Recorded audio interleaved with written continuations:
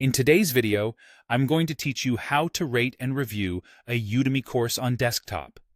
This is a quick process, and it's one of the most helpful ways to support instructors and guide other learners toward the right course.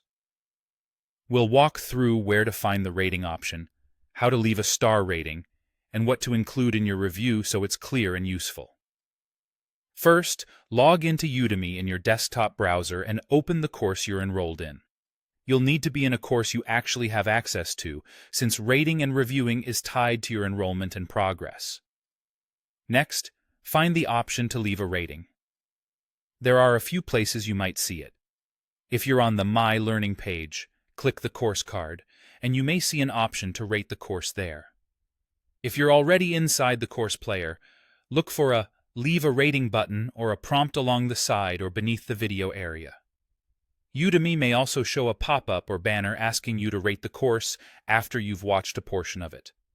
No matter which entry point you use, you'll land on the same rating flow.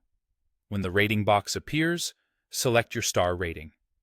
You'll see a row of stars, usually from 1 to 5, and half-star selections are available if you want to be more precise. Choose the number that best reflects your overall experience so far. Your star rating alone is enough to submit feedback, but adding context is even better. Below the stars, you can write a review. This part is optional but highly valuable. Keep it specific and helpful. Mention what you liked, such as clear explanations, practical exercises, or good pacing, and call out anything that could be improved, like audio quality, outdated sections, or places where more examples would help. Focus on the content and your learning outcomes. Short, thoughtful comments are perfectly fine.